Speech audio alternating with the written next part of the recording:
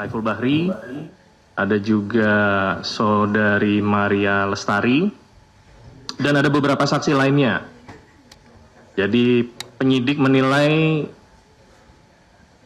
belum diperlukan untuk dilakukan penahanan, dan tentunya bila penyidik dan jaksa penuntut umum sepakat bahwa berkas ini sudah siap untuk dilimpahkan, maka proses tersebut akan dilanjutkan.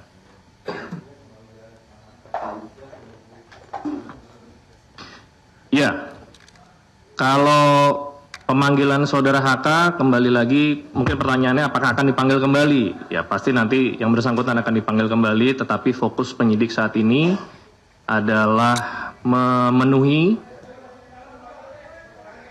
unsur perkara di tindak pidana yang sedang disangkakan kepada beliau. Fokus utamanya adalah keterangan saksi-saksi yang belum hadir dan yang akan dipanggil kemudian untuk di perkara suapnya maupun di perkara pasal 21-nya.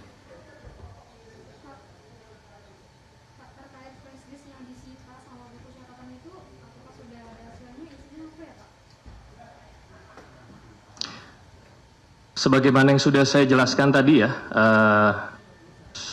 rekan-rekan bisa bertanya, namun karena penyidikan ini juga masih berlangsung, sebagaimana banyak dari rekan-rekan meminta penjelasan alat bukti apa, baik itu surat, barang bukti elektronik, flash disk, maupun hal-hal lainnya, rekan-rekan ingin mengetahui, ingin menggali, dan itu kami pahami sebagai bagian dari kerja jurnalistik. Namun penyidik saat ini belum bisa membuka apa isinya karena masih bersifat rahasia, dan itu kalau di tingkat penyidikan baru bisa ditunjukkan kepada yang pertama, itu kepada penguasa barang, yang pertama. Yang kedua, kepada saksi-saksi yang diduga mengetahui perihal alat bukti yang disita tersebut. Jadi di tingkat penyidikan baru sebatas itu. Rekan-rekan dan masyarakat baru bisa mengetahui apa isi, baik itu catatan maupun flash disk maupun mungkin ada laptop, barang bukti elektronik lainnya, nanti ada ruangnya pada saat perkara ini sudah dilimpahkan ke persidangan nanti.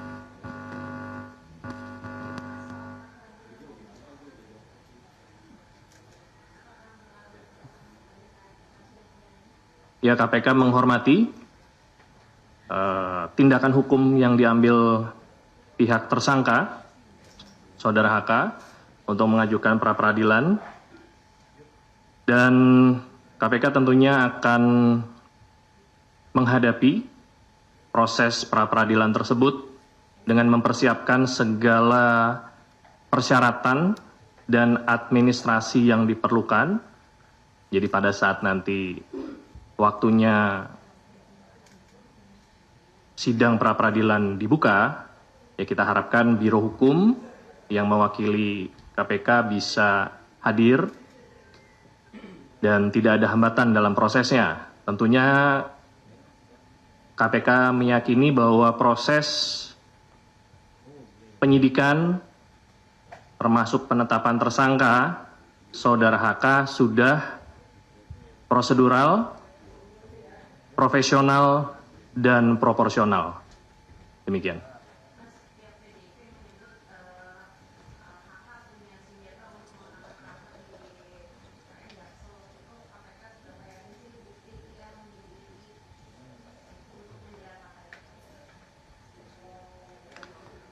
Ya, kita kalau berbicara pra-peradilan, ini sebagai edukasi juga bagi masyarakat bahwa pra-peradilan ini merupakan satu ranah yang bisa diambil oleh tersangka untuk menguji proses formil dari penyidikan, baik itu penyitaan, penggeledahan, penahanan, dan terakhir ya muncul terkait penetapan tersangka.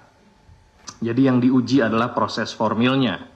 Kalau berbicara proses formil, sebagaimana yang tadi saya sampaikan, KPK meyakini proses penetapan tersangka saudara HK sudah profesional, prosedural, dan proporsional. Nanti baru kita bisa berbicara ini sudah dilimpahkan ke persidangan. Mas, kan Hakka dan kuasa hukumnya juga bawa surat kan penundaan pemeriksaan sampai hasil paspor. Itu KPK menyikapinya bagaimana? Ya. Atas permohonan tersebut, info yang kami dapatkan dari penyidik bahwa permohonan itu ditolak, ya. Prosesnya tetap berlanjut. Apakah nanti saudara HK akan dilakukan pemanggilan selama proses pra-peradilan, itu nanti dikembalikan kepada penyidik lagi. Intinya permohonan sudah diterima, tetapi tanggapan dari KPK itu ditolak.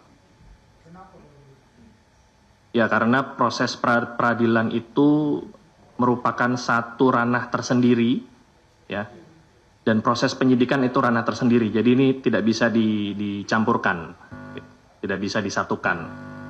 Tidak berarti kalau proses pra-peradilan itu berjalan maka penyidikan berhenti, tidak. Proses penyidikan tetap berjalan. Bila yang bersangkutan mengajukan untuk tidak dipanggil terlebih dahulu, itu merupakan hak tersangka ya, untuk mengajukan, tetapi penyidik juga memiliki kewenangan apabila ingin memanggil, dan seandainya proses tersebut digunakan sebagai alasan untuk tidak hadir, kemungkinan besar penyidik akan menilai itu bukan menjadi salah satu alasan yang patut dan wajar. Demikian. Mas, itu kan suratnya ditujukan untuk pimpinan KPK. Nah, ini yang menolak ini pimpinan atau penyidik, Mas? Yang menginfokan ke saya adalah penyidik, tentunya setelah berkoordinasi dengan atasan, dalam hal ini Direktur Penyidikan, Deputi Penindakan, termasuk dengan pimpinan. Ya.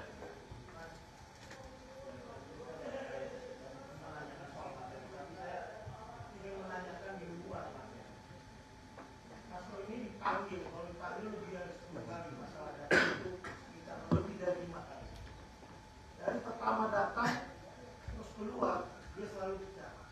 Tapi hari ini ketika keluar dia tidak bicara sama sekali. Kira-kira apa sih yang dia tidak bicara lagi?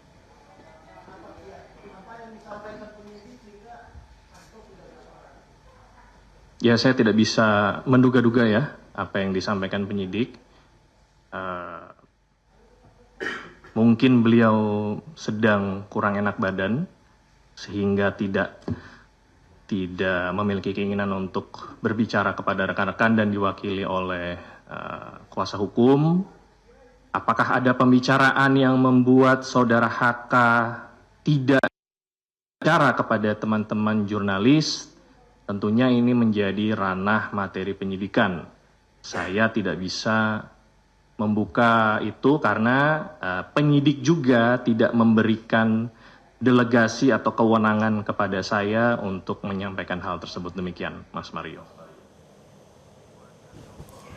Jelajahi cara baru mendapatkan informasi. Download Metro TV Extend sekarang.